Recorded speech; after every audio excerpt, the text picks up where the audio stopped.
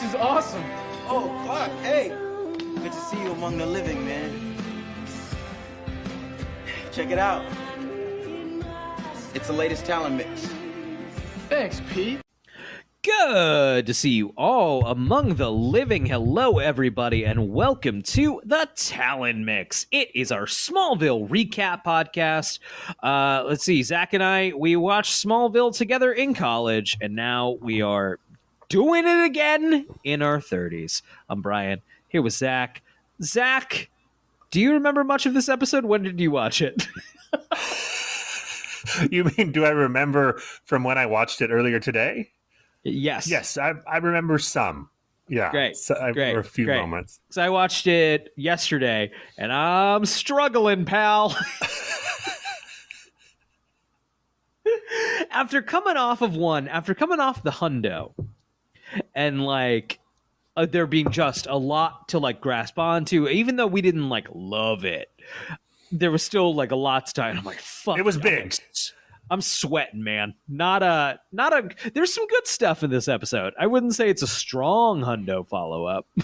No, this is like a mid-season filler episode, which it is the middle of the season, but coming right after such a monumental one, it's like, oh, we're cooling down. We're doing a cool down here. You'd think, okay, we're going to do a big advertising push for the 100th episode, right? A major character's going to die.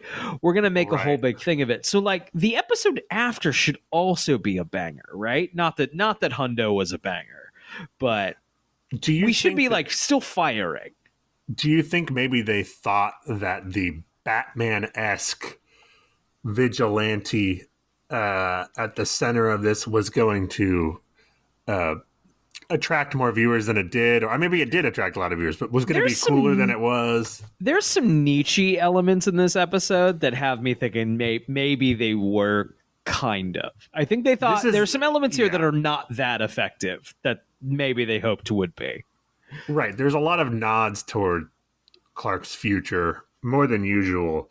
Right. This is definitely another in the long, ever-growing list of entries in the show that we can call Not Batman. Mm-hmm. Mm-hmm. There's a lot of not Batman episodes. In retrospect, and I understand. We've talked about it before. Batman was for the real stuff. Batman was for the legit stuff, for the films. Right, they weren't going to let them. The creators Batman tried in the fucking show. For sure. The creators tried desperately to get him. They couldn't work it out. Yeah, wrong call. It's like the idea that it would have been confusing or cheapened something. It's like no one got confused about Batman the Animated Series. You know? I will forever wonder what the Smallville, the CW version of Batman would look like. I mean, I'm guessing it looks like the show Arrow, probably pretty close. Yeah. It's surely more than once the writer's room went, God, let us have him. Just banging fists on no one in that room didn't want to write Batman. No one was sitting there I'm glad we don't have Batman, because that guy would get shot immediately. I mean, I think they basically accept they're never going to get Batman next season, and that's when they introduced the Green Arrow. And that's pretty much, I think, what they would have done.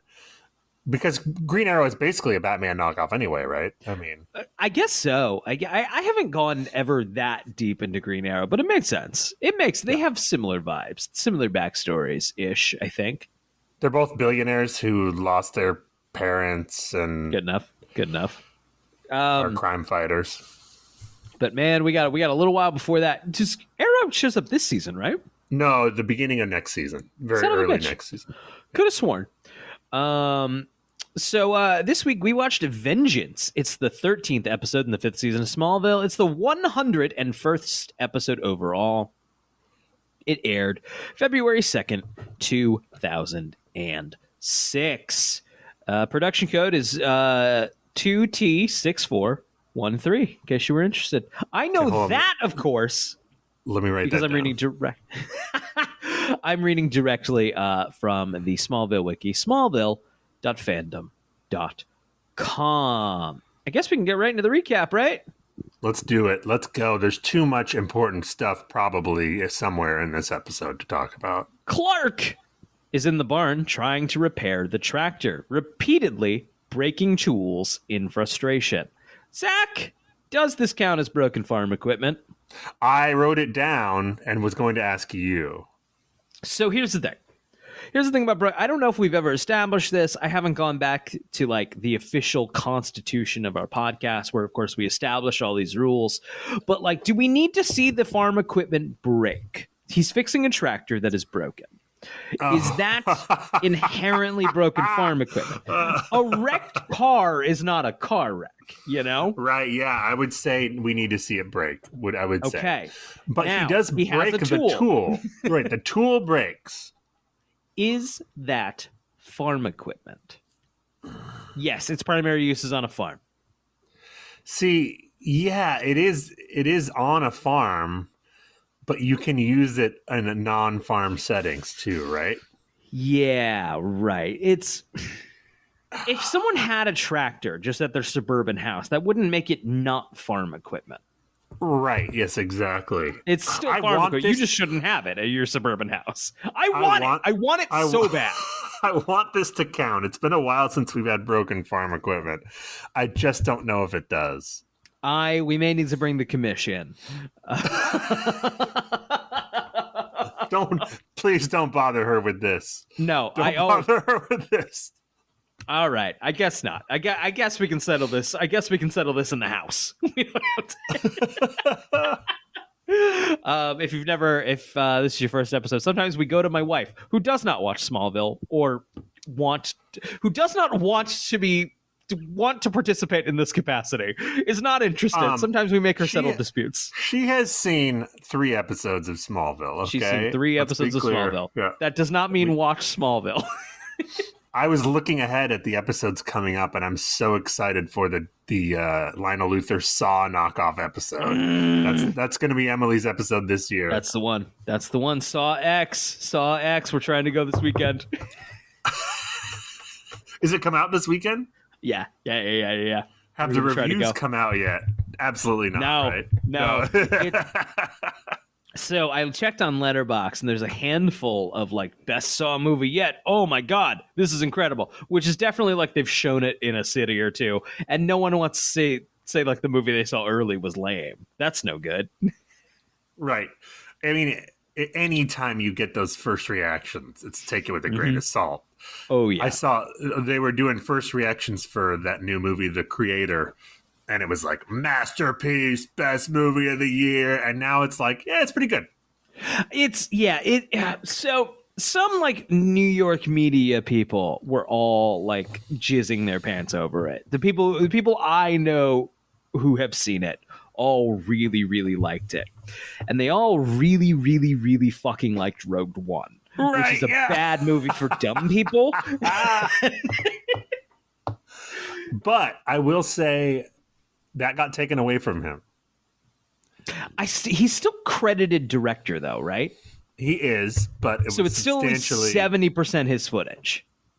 Right, is it 60? Sure. What's the number? What's the number? I think it's 70. I think 70. so too. Yeah. Yeah. I'm cautiously optimistic. I don't hate Rogue One, but I do think it's overrated. I am interested of basically David Ehrlich's from IndieWire's review came out with like 3 stars. I'm like, okay, thank God. So like some sense as like, okay. My entire worldview is not shifting right now. This guy's kind of a fucking hack, but he's got the visual stuff is always jaw. Yeah, so Rogue One looks fantastic. Yeah. And I'm sure this what Ehrlich talks about in his review is that the movie. He says the movie's not great, but what will hopefully catch on is like the movie's not that expensive and looks fantastic. Exactly. Compared to these fucking Marvel movies that cost so much and don't look good. Right. So hopefully, they take an idea there. That has to catch on. It has to. God, because these budgets are so fucking bloated and they look like shit. But the issues with Rogue One is the script. The script for Rogue One deeply sucks. And I don't think he wrote Rogue One. So he wrote this or co-wrote this. So maybe we'll find out. Maybe this is... I did enjoy his debut a lot, Monsters. That felt very exciting when I saw it.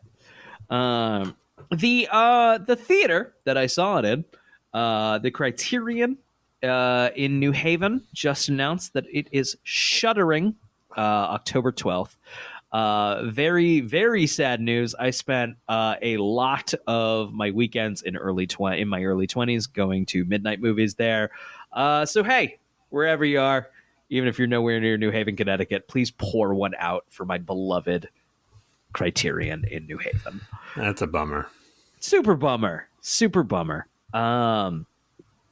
Okay, so is jury out on the farm equipment? I think we'll have to think about it. Yeah, we'll come back to it. So I have a clip here. Should we just go to that? We're just going to start with a clip. Let's go. I have the beginning and the ending. Great. Here in clips.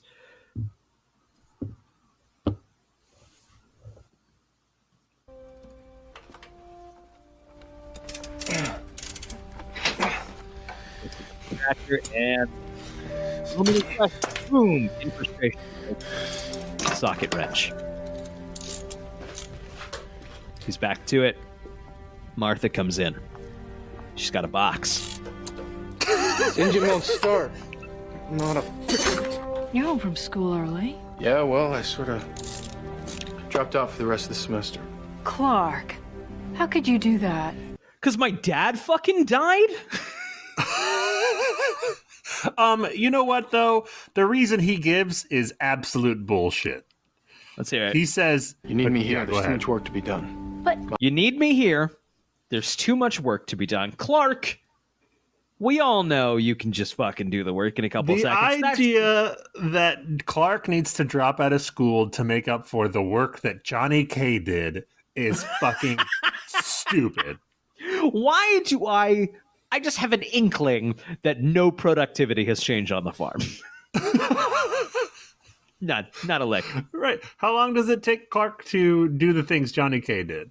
I guess the stuff on a tractor, you can't speed that up. I guess. True.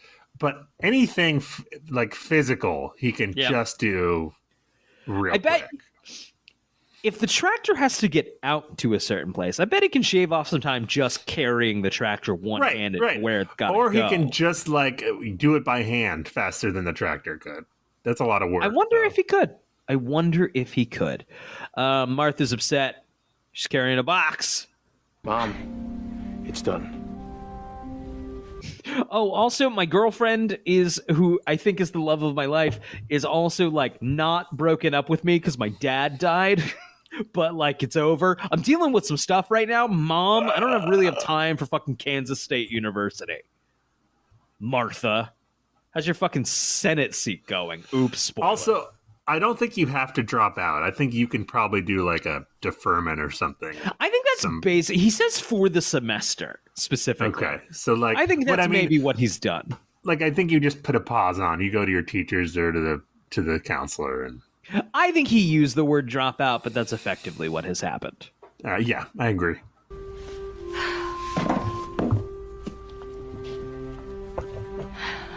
The governor's office wants to see me.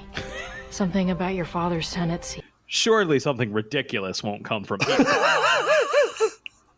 Surely this will make complete sense. As much sense as the rest of the political storylines on Smallville have been thus far. Fucking hell. Indeed. It's the last thing I want to do. I have to go to Metropolis. While I'm there, I thought I dropped some of your father's clothes off at the homeless shelter. Hey! Is there a homeless shelter in Smallville? That's what I wrote down. I wrote the same thing down. You have to go to the fucking Metropolis fucking Goodwill? Surely there's 3 hours is the closest Dropbox. See, this is why when they said that Smallville has its own moving company. Yeah, right. Like, you gotta go to fucking Metropolis. And, like, we're gonna not... Just getting right into it. She goes to, like... She doesn't even go to a shelter. She goes to, like, a box. A drop box.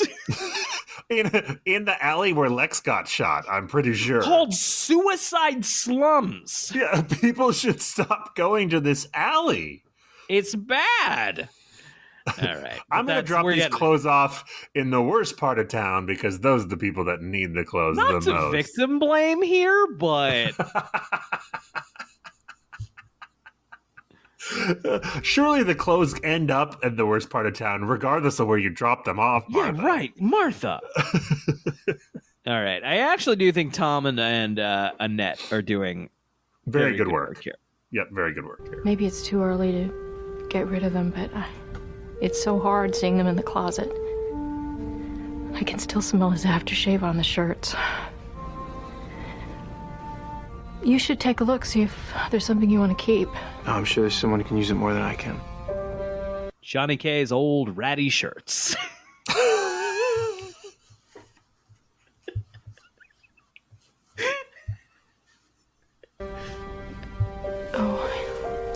Annette, Martha's got kind of a sad look here. A very good communication of like, I kind of wish you'd go through them.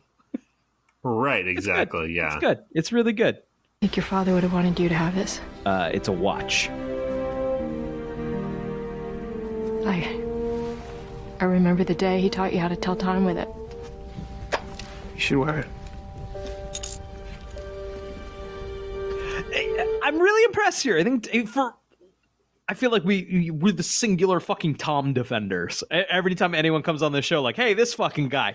Look, he's doing a really good, I'm not processing this super well. Oh no, he's the last 2 seasons he's been coming into his own, and he's now one of the best parts of the show. He was our MVP last season, right? Yes, he was. Well deserved, and this is fucking good. This is a really good scene in a not great episode. All right. Martha, very sad, saying a lot with her face. Well, if you're going to Metropolis, you should go, or it gets too dark.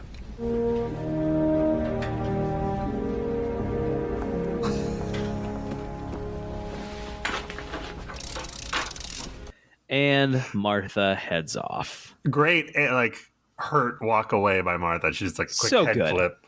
Yeah. So good. Great scene. Everybody's doing great.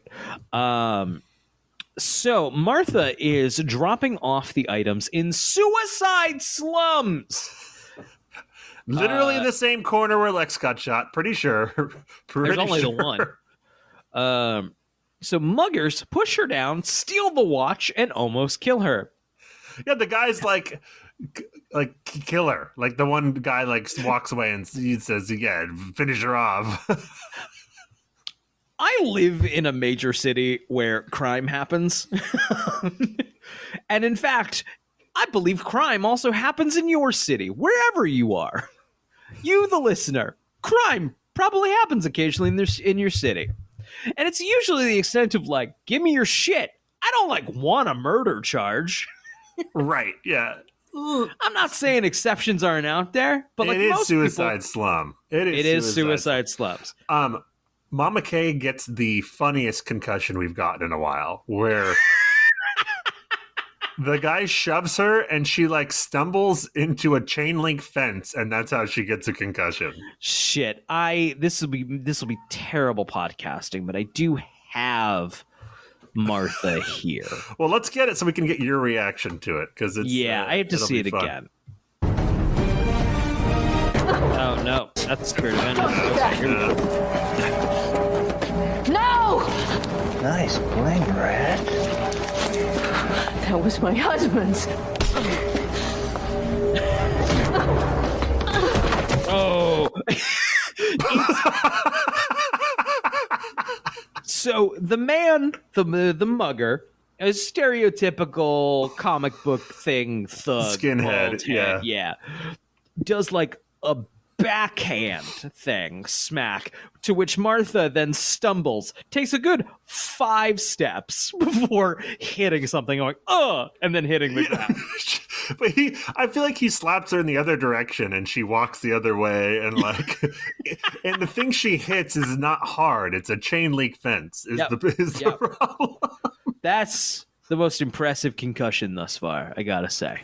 Gosh golly. Okay.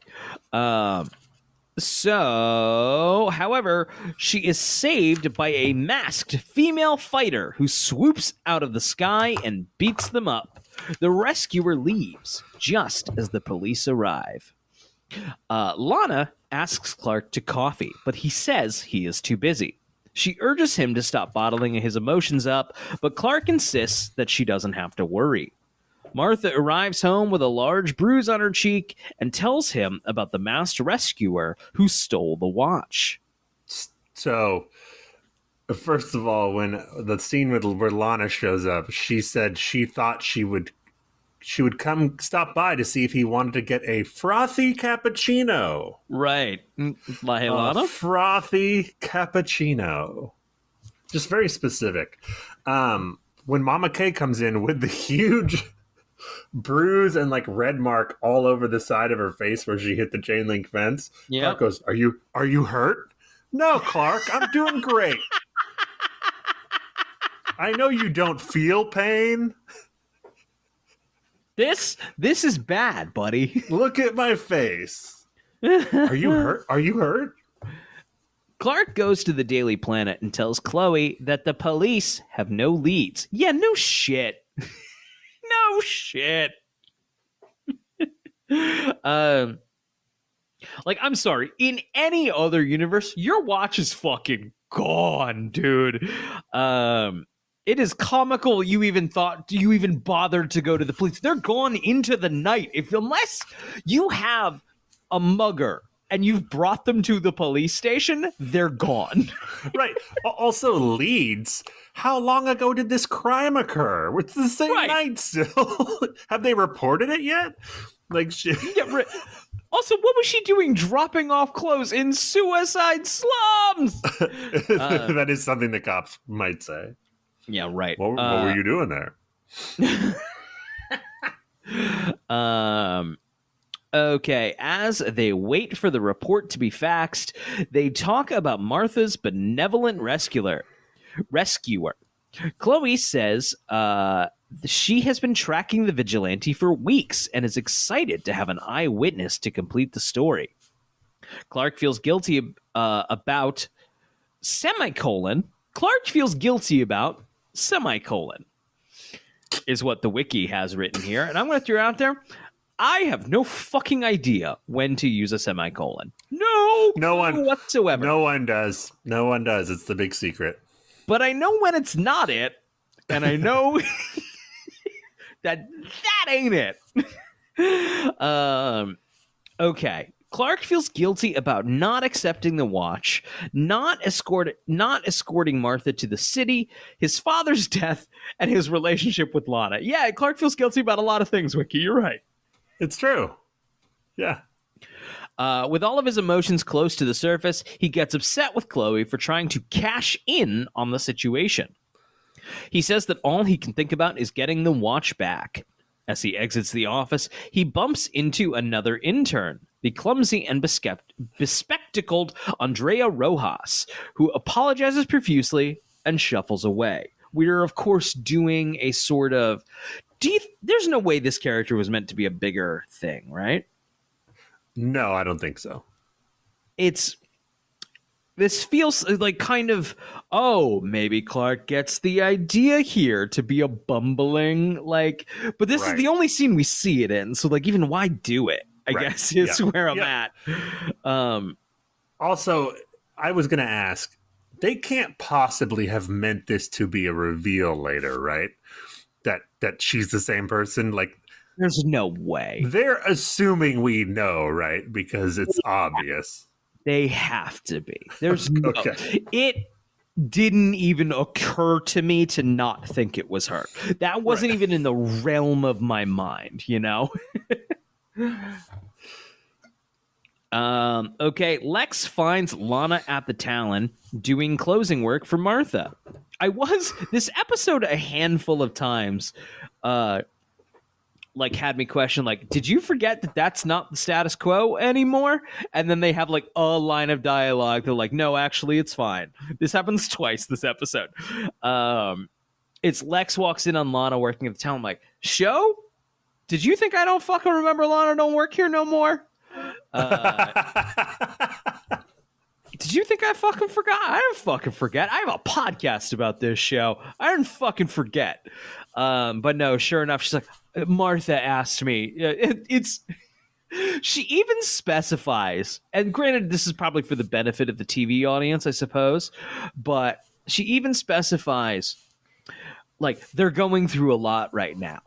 Yeah, bitch. And Lex does say he has tried to reach out to Clark, but he doesn't want to talk to him. Yes.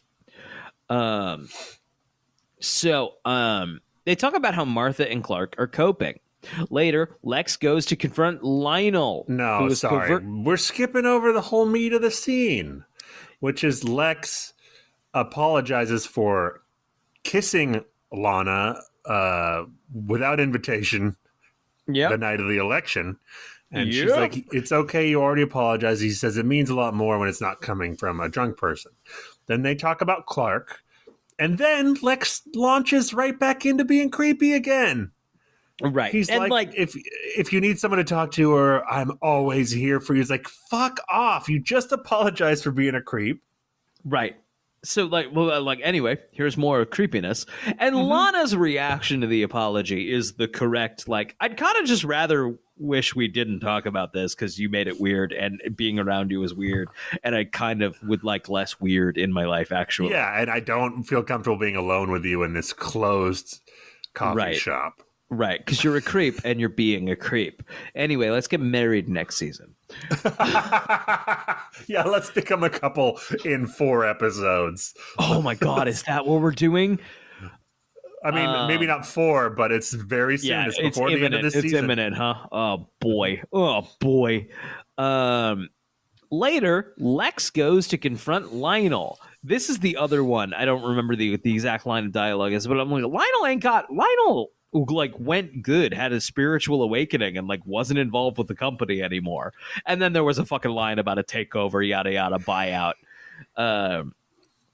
I do love the Lex Lionel scenes in this episode. It's just two wonderful Lex Lionel back and forth, which we haven't had in a while. There's corporate espionage. We haven't had that in a while. Now, I do think the corporate maneuverings are vague and sound like total bullshit, but it doesn't matter one bit because all that matters is who has the upper hand, right, in each scene. That's all that matters. Right. I don't care too much about the bullshitting when I don't understand it anyway. No, and they're counting on that. The writers are counting on that. No one gives a fuck. You're right. I don't know. Okay, so Lex goes to confront Lionel, who is covertly leading the Apex Group takeover of Luthor Corp. Lex can't stop him after the losses Luthor Corp suffered by financing Lex's unsuccessful bid for U.S. Senate. Hang on. I know I just said I don't know shit about fuck. I don't think that's okay. Well, I don't think it... No, yeah, the company shouldn't be financing his run for election. Also, state Senate run. How much did you spend, Lex? This is a multi-billion-dollar company. Yeah, right. How much of the coffers did you go into for state Senate, Lex, that you lost? But yeah, I don't think that's allowed. Yeah, I don't either. Now am I fully confident a former and maybe future president of the United States is also doing that? Sure, of course. But don't say that. There's a really good Evil Wilson here where Lionel is strutting his shit and he sits in his Lex's desk and he pulls out this gun and Lex is like, what are you going to shoot me? And Yes. Lionel's like, I wouldn't do that. This is an antique. And then he tells the story how it's like General MacArthur's gun. And he's like, what did he say when he returned to the Philippines? I have returned.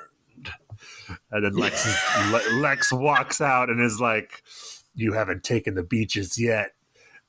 It's just wonderful. It's just lovely. So good. So good. I just love it. I wouldn't shoot this as an antique. That's so good. Yeah, exactly. Lex and Lionel. Where's that spinoff, man? It's Succession, but just Lionel and fucking Lex. It's basically what it is, right? So Chloe and Clark continue to research the Masked Avenger, and Chloe nicknames her the Angel of Vengeance. What is it about fictional superhero names? Superheroes in a fictional space that are not actually a pop culture superhero. Okay, yeah. That are just the worst fucking names. No one can come up with like a cool fucking name for. And Chloe's so proud of herself. Like, you said she like swooped out of the sky, like the Angel of Vengeance, and it's like to be fair, I think most of those fake superheroes are in this show. I think that's where you have most of those.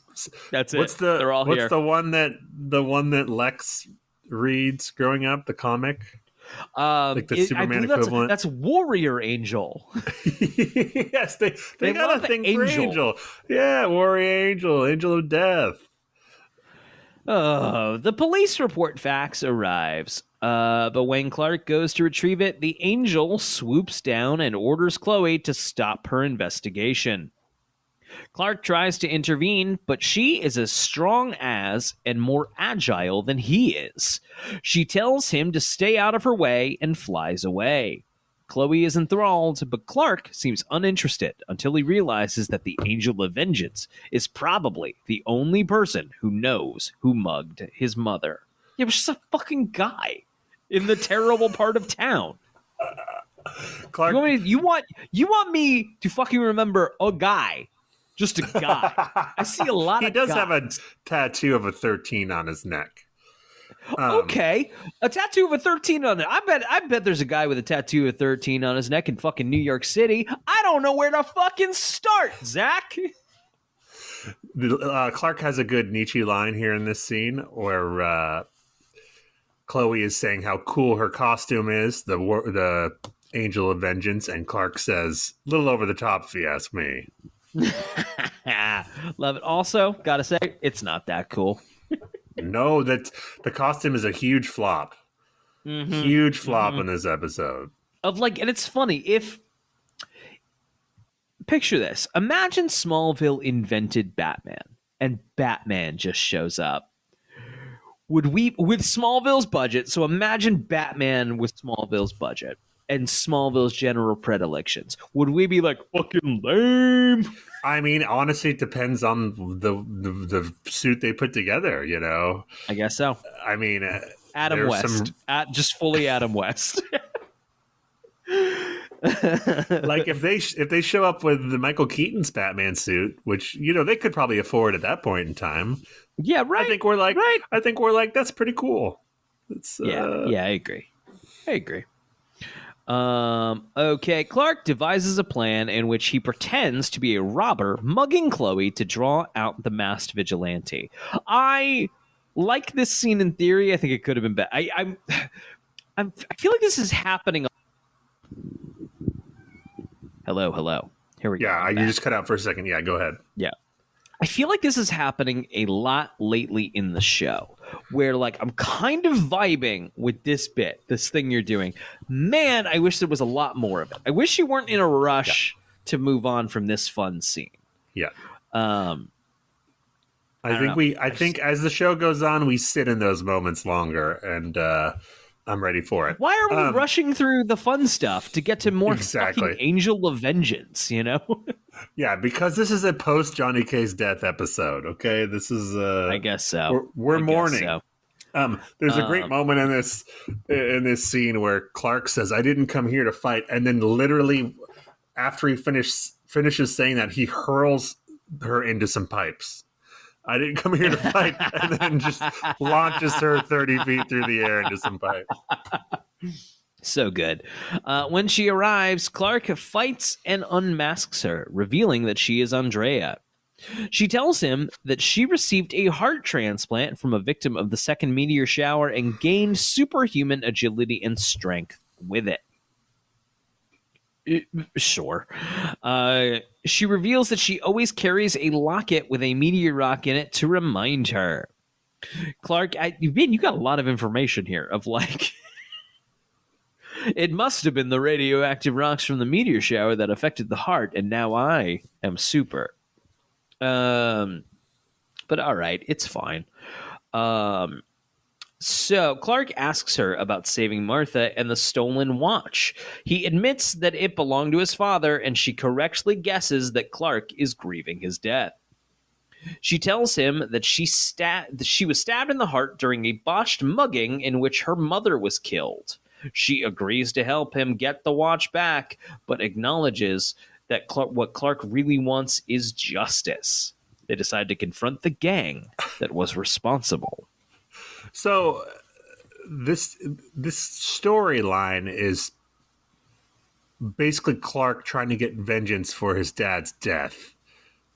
But no one killed his dad. Take it up with Jor-El, man. Go back to your fucking ice fortress and your dad who's just making up fucking rules. Yeah, it's the mugger did not kill your dad. Nope. Sure. Nope, stole a watch. He did shove your mom into a chain link fence. So yeah, and they were very cavalier about maybe killing her. Yeah. Right, yeah. Whoop his ass, but like no one killed Johnny K except for your dad with his except for your dad / the universe asterisk. Your dad. Yeah.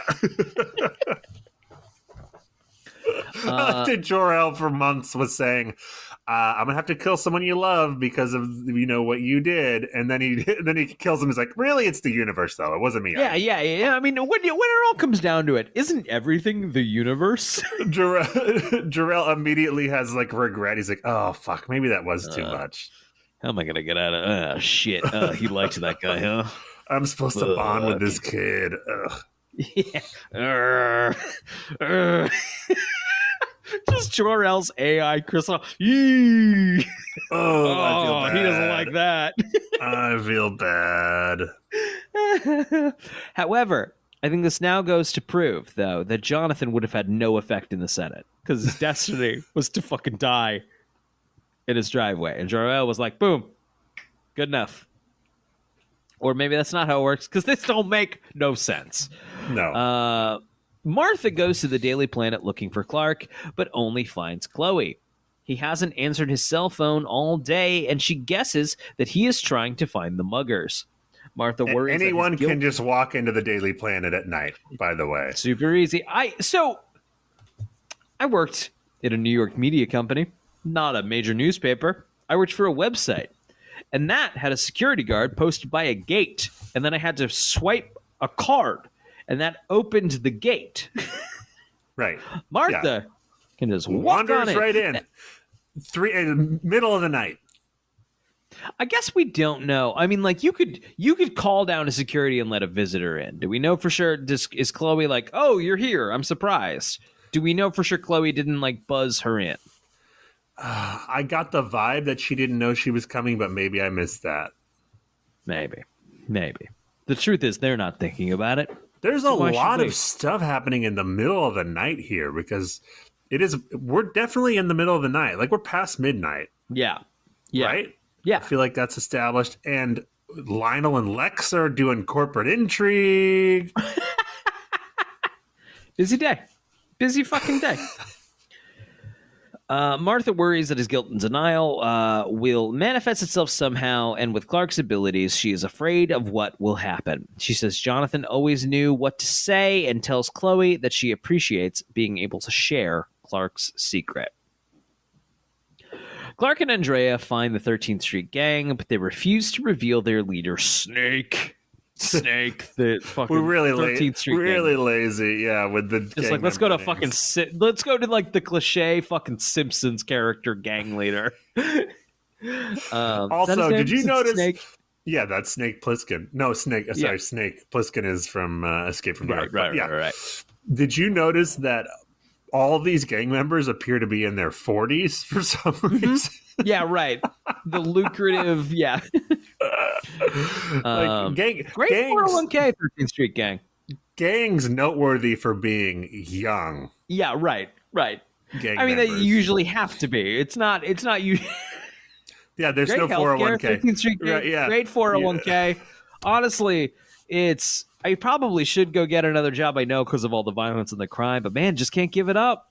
Like, HR is really responsive. It's really fitting my needs right now. Yeah, they're career gang members. There you go. I'm a career gang member. As they leave, the gang members call Snake, and Clark super speeds and steals the phone from him and takes it to Chloe. After faking a pizza order and getting the address, Chloe starts to call the police, but Clark intends to deal with it himself. Knowing that Clark probably isn't thinking straight, Chloe strongly protests, but Clark speeds away, and Andrea promises Chloe that she will follow to keep an eye on him. What's her name? Andrea changes in a phone booth, and they talk about it. It's an ET line. Got it. I missed that. Clark finds Snake, and the two fight. Snake says he sold the watch, and Clark chokes him until he is almost dead. Yeah, not really a fight. Just Clark just yeah, throws right. him I don't to know if Clark really needs to get into fights usually with normal. He throws humans. him into this wooden crate that appeared to be completely empty. Luckily for the guy he threw it into. Andrea arrives and encourages Clark to kill him, but he stops himself. Andrea decides to finish the job. She subdues Clark with her locket and threatens Snake. Snake claims that the man who hired him to kill her mother had received a call from Lionel Luthor. Against Clark's protest, Andrea kills him and leaves. Okay, I just realized I made a mistake. Martha's concussion earlier was hilarious. Yes. But it was not into a chain link fence. I was confused. The chain link fence concussion yeah, right. We watched the clip, and I was like, that didn't... Got it. It was still hilarious because she stumbles in the opposite direction. She takes a full 5 steps. Yeah. Right, yeah. It runs into the wall. This guy got a concussion from a chain link fence. And that is also funny. So I'm writing down this concussion. Great. We will do penance off the air for our mistake. Penance is usually Zach and I just staring directly at our webcams going, I'm sorry, to each other.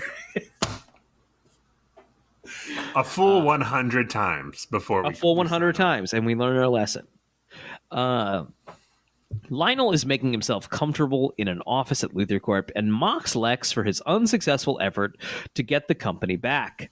Lex threatens to tell Martha that Lionel and Jonathan met secretly just before he died. Got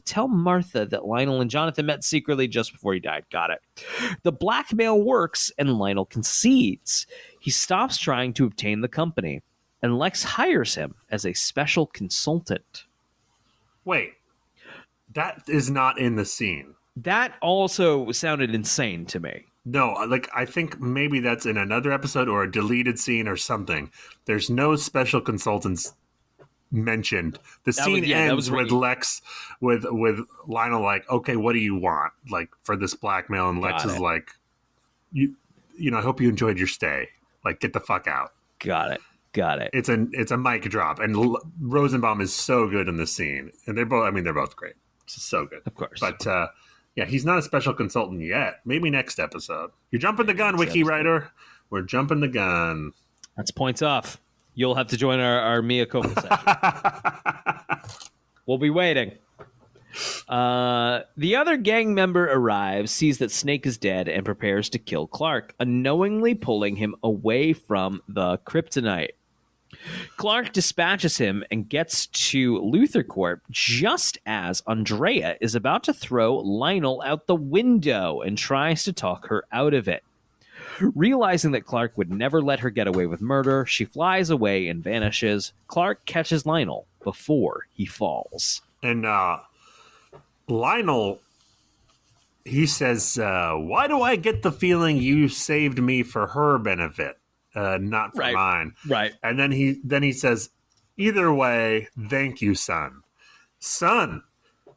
I was waiting. Yeah, I liked it. I was waiting for like a line from Clark, but also I kind of liked that there wasn't. Yeah, Because I think we're gonna play with that a little bit. Oh, we are. He calls him son from here on out, I think. Yeah, ballsy to do it so soon after his dad's death, though. So soon. Yeah, your dad's dead. I'm gonna call you son, and son, I'm trying to fuck your mom. I love that. I genuinely love that Lex always wanted Johnny K to be his dad, and now Lionel desperately wants Clark to be his son. It's good, guys. The show is good. It's poor a good Luthers. show. These Luthers. What a mess. Oh. Full Succession. I'm telling you. I want the Luthers of Succession. That evening, Martha starts to cry when she sees one of Jonathan's jackets hanging up in the barn. She's interrupted by Lionel, who offers his condolences. He asks about Jonathan's Senate seat and tells Martha that he refuses to accept Jonathan's campaign finance repayment, a sizable portion of their farmland. That's the least you can do, Lionel. He says, I'm not going to let money and politics come between us like it did with me and Jonathan. You guys didn't like each other. It wasn't like you were friends and that came between you. What are you talking about?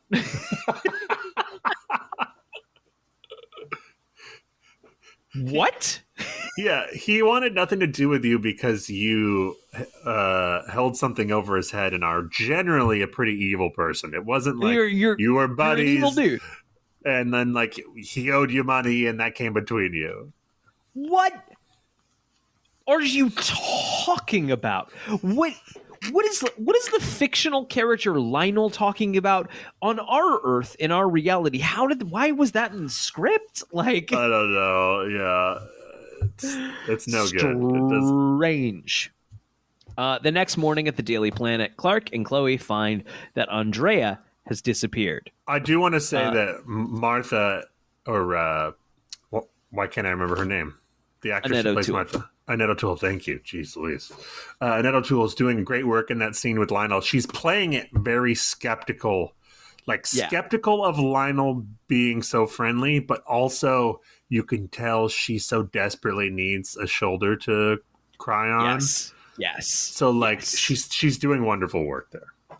This is a great, aside from that comical 5-step to the concussion, this is a great Annette O'Toole work episode. It is. It is. She's doing great. I think this might be some of the best work she's done the whole show, personally. I agree, because she actually has something to play here, other than Jonathan! Yes. Let her cook, man. Let her cook. Yeah, she's a good actress. Okay. Clark admits that Chloe was right. Oh, sorry. Yes. Sorry. In the next scene, you just said that the what's the girl's name? She disappeared. Andrea, yes. Yeah. Chloe says Andrea pulled Amelia Earhart. She disappeared in the Bermuda Triangle? And she crashed an airplane? Yeah, what are you talking about? That's not an Amelia Earhart. Hey, Chloe. Let's rock that one. Let's work that one way backwards. How'd you get there? Yeah, let's workshop your references. She has a whiteboard with references that she can make. She's like, I don't know, I just pulled one off the whiteboard today. I wasn't. Yeah, it's fine. That's it. That happens. I would half guess the Smallville writers' room had that whiteboard. For sure, yeah. Someone's sitting there at their laptop pull the fucking Amelia Earhart. Someone disappeared. Okay, who we got? DB Cooper, Houdini, but it's a woman. Amelia Earhart. Sorry. I've been rewatching Buffy, and I'm only a couple episodes into the first season. But Buffy's very quippy, and Smallville is very, very, very indebted to Buffy. At times, frequently just a ripoff. But Buffy very, very, very Joss Whedon obnoxiously quippy. And it's weird to see Smallville trying to do that and you end up with things like Polt and Amelia Earhart. Like, I mean, I think Chloe specifically is the most Whedon-y character in the show, right? Yes, she's definitely intended to be quippy and right. Fast. They're doing their best, Sometimes they reach into that reference drawer and they pull out Amelia Earhart. Sometimes. Okay. So Chloe was right. Clark shouldn't have gone after Snake. He confides that he was ready to kill Snake, but his dad's voice in his head made him stop. Chloe said to Clark, if Andrea didn't cross any line, the city of Metropolis needed someone like her, and asked Clark could do. You're hurting my brain. Stop. Tell me about it. I'm trying to figure out if I'm having a stroke or if this is written the way I'm. Wait, they needed a semicolon in there somewhere, I think. So I believe Chloe here is basically saying, hey, if Andrea wasn't a fucking psychopath and murderer, it'd be dope if someone was going around fixing problems around the city of Metropolis. Okay, yes. We do need a superhero, just one that's not a crazy killer. Right.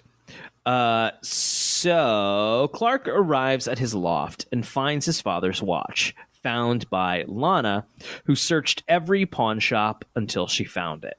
Clark finally admits that he feels lost and alone, and Lana offers a sympathetic ear. She encourages him. Should at least go down on her after that. You know what I mean? She's wanted it for so long. I know you can't use your pee-pee because you're worried you're going to kill her. Right. But give her his tongue something. could do the same fucking thing, dude. Exactly, his tongue could be still No, I mean his tongue could still be dangerous. Oh, that's true. Dude, we don't know. I think we've been a little hard on Clark with the sex stuff. I'm walking it back. Look, I think the only thing I will admit is, even if his tongue wasn't dangerous, at the age of 18 or 19, you don't really know what to do with it, right? If you're a guy, you really have no idea what to do with it. Not at all. I'm fucking 35 and I'm still just doing my best.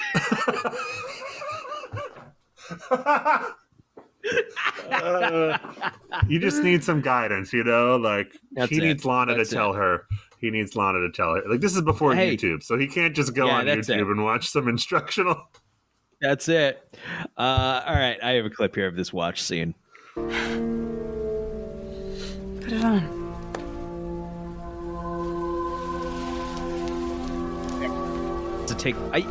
Okay, here's the thing. Costumes, I maybe wouldn't have given him a watch already. You agree? Am I crazy? Does that matter? Or is that an important piece of business? I don't know. I would say no watch. I would say don't put a watch on him already. Yeah, I think so. I think you're right. Stark puts on hhis father's watch. A visual representation of a little more movement towards acceptance. It's good. Your dad would be really happy. Now go down on me. Now do it. Get down there. Clark comes back into the funhouse. Oh, yeah, this is heartbreaking. I can't believe you're going to make me watch this again. So it's worth noting, John Schneider is still in the opening credits. I don't assume he shows up again, but the following is shot specifically for this episode. Right. It's really effective too. It's really effective. It's good. All right. So maybe we'll just play it without commentary. Martha is going to be watching something on the television. Be careful. Don't worry, sweetheart. It's going to be fine. Always say.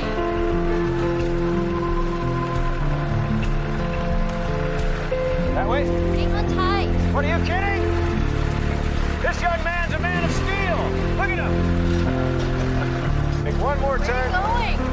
Thought I'd show our son the back 40. After all, it's all going to be his one day, right? Park way by to mommy, son.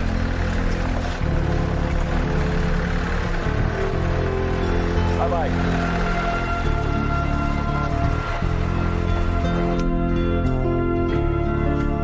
Man, it's a really good bit.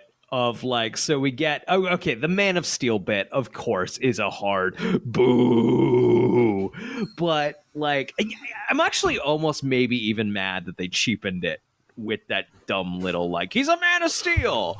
But yeah, that's a you're right. That's the one like, come on, guys, you have a moment I'm not here. that mad at it, but I would maybe petition not to have done that if I were in that writer's room. He makes it work as well as it could work. Yes, and like, so we've got John Schneider on a tractor with a younger man who is not Tom Welling. It's a young boy. And then we cut to we of course get a close up of John Schneider on the television saying goodbye with a wave. And then we cut to Annette O'Toole looking back at Clark, who's of course watching the TV, and the shot is on Clark's wrist with the watch, and it's fucking effective. I am not made of stone. I have a heart, and it is fucking broken. What killed me was him turning to camera and going, bye-bye. Uh-huh. Oh. Well done. Well done, Smallville. Well done. It's also weird now of like, I don't know if this is weird. Now that I'm a father, I've been taking a lot of videos of like, it immediately happened, right? Like the kid came out and I'm like, videos. And it's funny. I had to explain to my in-laws the videos aren't for me. Like maybe my daughter will one day want to hear her grandparents' voices, our voices. Will want to hear mundane conversations and things. That's totally what I'm doing that for. Totally. And I don't know. No, she will. That has value. Absolutely. Right. So I think that'll be interesting, but I won't know because I'll probably be dead. I'm just gonna leave with my death. With my final words will be like the password to a Dropbox where I will just have the most mundane shit in video. You're like, oh shit, no, wait, that's the password to my porn Dropbox. Don't look at it. Oh wait, I'm okay. Wait, can I remember that?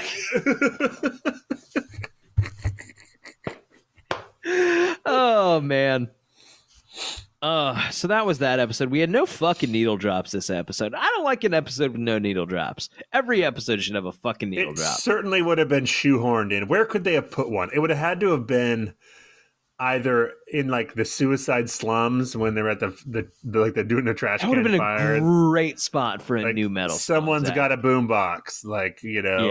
Yeah. Or Lionel's listening to Beethoven or some shit in the office. No, the Beethoven shit doesn't count. You also could have shoehorned something in at the very end there with the Jonathan Kent video, but I'm glad they didn't. That's not the right call. You can't have Lifehouse over there or something. No. Oh, Brian, I do want to say this has nothing to do with this episode, but I told you last night I was looking ahead on Hulu to see like episode descriptions for the future. Yeah.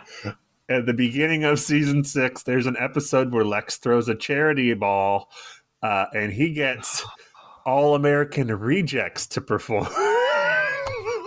Yes. That's in the episode description. Oh boy. Per the Lifehouse rule established by you and I when we overturned the Emily ruling, that will be eligible for a needle drop, whatever song they play with All American. I'm going to call it the come on rule.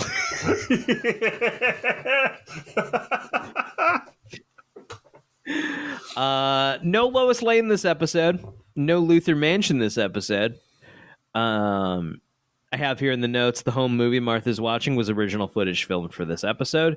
Oh my God. Andrea's adventures as the Angel of Vengeance are continued in Volume 3 of the Chloe Chronicles, which are still happening in fucking Season 5, I guess. Is that a Patreon? Should we be doing a Patreon of the Chloe Chronicles? We probably have to watch the Chloe Chronicles. Let me stress, Zach, to you, I don't wanna. Should we wait until like they're all done and then we can just hammer them out? Maybe that's it. I want to stress there is nothing less interesting to me than an online exclusive about more of the Angel of Vengeance. I have. You don't want to really dig into the work of Allison Mack, the great Allison Mack. You don't want to. You know what, Zach? Nah. There's only so many precious minutes of our life. I think she got released. Didn't she get released from prison recently? She has been released from prison recently. Yeah. It has nothing to do with it. Congratulations. It has nothing to do with her. I just don't want to fucking watch the Chloe Chronicles. I don't care if she was the fucking Pope, Zach. I don't want to fucking watch the Chloe Chronicles. It will be easier. As it stands, she's not the Pope. She branded people. She branded people for her sex cult. For her to accept a future possible MVP award now that she's out of prison. That's true. What else you got? Do you think she's going to get a cameo? You think she's going to get a cameo? Got to pay those legal fees somehow. Zach, do you think Allison Mack will get a cameo? And if you think she'll get a cameo, when? Let's officially set a year, like amount of years or month, closest without going over, wins something. It will be interesting to see if she has any bounce back whatsoever, or if it's just done for her forever. There's no bounce back. I don't know what's next for Allison Mack. There's no bounce back, dude. Like, if she has her own TV reality show, or like her own show where she comes clean about everything and repents, and I don't know. I'm just trying to think. Podcast is the only future for Allison Mack. Allison Mack fucking slums it with Us. That's it. Do you think she shows up? Do you think she ever shows up on Rosenbaum's podcast? No. I think Rosenbaum has been like, he's never directly said it. Not that I've listened to significant amounts of Michael Rosenbaum's podcast, but I think he's like said without saying, like, no, she's kind of weird, and I never fucking liked her. Did you hear the story on his podcast about like the time she just like kind of brought a bunch of weirdos to his house? Yes, I did hear that. Yep. And I think that was at least like a tipping point of like, you're into some weird shit. I'll link to that in the description of this episode, the video where he talks about that. All right, moving on because we're almost done here. Let's just some lines here about the Nietzsche lines. In this episode, Lex begins his plan to divide and conquer, talking about. Yep. Am I ducking out? Hello. Yeah, hello. you ducked out. Yeah, you ducked out there. Sorry about that, everybody. Okay. The travel time of Martha going from Smallville to Metropolis and back twice in one day does not make sense. It was established in earlier seasons that the drive takes approximately 3 hours. Drive time alone should take about 12 hours.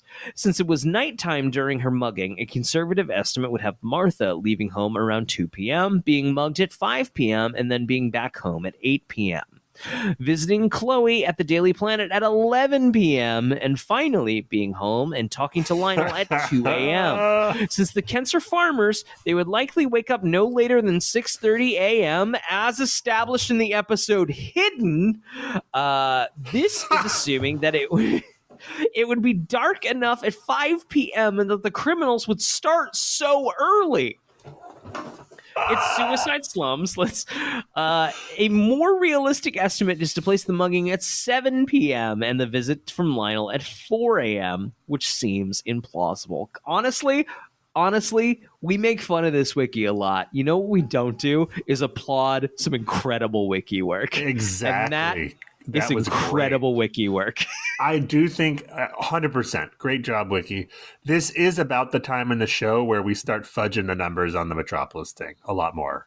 Where we say, because there's, in future episodes, Clark works in Metropolis or Lois works in Metropolis and lives on the farm. So got it. The commute, we're going to be like, it's like 45 minutes. So let's take the 3 hours. I have at a point in my life lived in New Haven, Connecticut, worked in Manhattan, and I took the train from the start of the line to the end of the line 5 days a week. And that was not quite 3 hours. That was 2 and some change. And let me tell you, I was fucking haggard. No Absolutely shit. ripped to fucking shreds as No a shit. human being. Just weary. So, like, the fact that, like, I'm sure Lois Lane is still very peppy and Lois Lane, like... Well, yeah, that's absurd. But, like, making the drive twice in one night... Fuck that.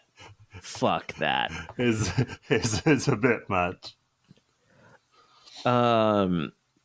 So, I guess that's everything for this episode. Oh, Brian, we didn't talk about the one thing. The one important thing is that Mama K got offered Johnny K's Senate seat. Oh, right. Is this how it works? It can't be, can it? No. What happens if someone... Let's take this scenario. Do you have another... I think the governor probably gets to pick, or someone gets to pick. I guess. Or there's some sort of like interim, right? It's an interim while they figure it out. But it's a weird thing for the governor to pick the guy's wife when she has I'm Googling. What happens? Election winner. Guys, Kansas State Senate, Smallville. I have presidential candidate here. Let's go Senate, because I bet it's different. Oh, come on. If a candidate dies or is incapacitated, there is no federally required process to follow if a candidate who is projected to receive the electoral votes dies or becomes incapacitated between the general election and the meeting of the electors. However, individual states may have their own requirements. The governor will elect blah, blah, blah, blah, fucking blah. Oh, hey, how about Tell this? me what happens. If a vacancy occurs to a senator's death, resignation, or expulsion, the 17th Amendment allows state legislatures to empower the governor to appoint a replacement to complete the term or to hold office until a special election can take place. Now, I think that's for U.S. Senate, but that sounds reasonable. So it is officially reasonable that they could ask Martha to take it. It's reasonable that the governor would get to choose, that he would ask the guy's wife. Sure. Who has no political experience. I mean, neither did Johnny K. But I guess it is implied that Lionel is pulling the strings. That's true. We didn't take that into account. So Lionel is saying, "Hey, pick Martha, Governor. Here's money." All right. I'm officially into I buy it camp. Yeah, I buy it now. Yep. All right. Chalk a win up for Smallville. There you go. You got one. We will not be doing penance for that, though, after the episode. No. All right, everybody. Thank you so much for listening to the Talon Mix. Hey, in the description of this episode, there is a link. At that link, you can find further links to, say, our Discord, where you can interact with us. You can also find our Patreon. That's where, hey, if you're really, really enjoying the show and maybe want to show some support in a monetary capacity, we don't at all expect it, but we super, super appreciate it. We try to put some bonus stuff up on there when we can. We're a little overdue, but we'll get on that. If none of that is of interest to you, we totally understand. What's also nice, honestly equally nice, is a nice review, a star rating on your podcasting platform of choice, or just a thumbs up on the street if you ever see us. Don't acknowledge. Don't ever look at me. Don't make eye contact with me, you fucking Thebe. You useless nightmare person who listens to a Smallville podcast. We'll catch you next week, everybody. Zach, do you have a question for the Smallville gods? Loser says yeah. Good night, everybody.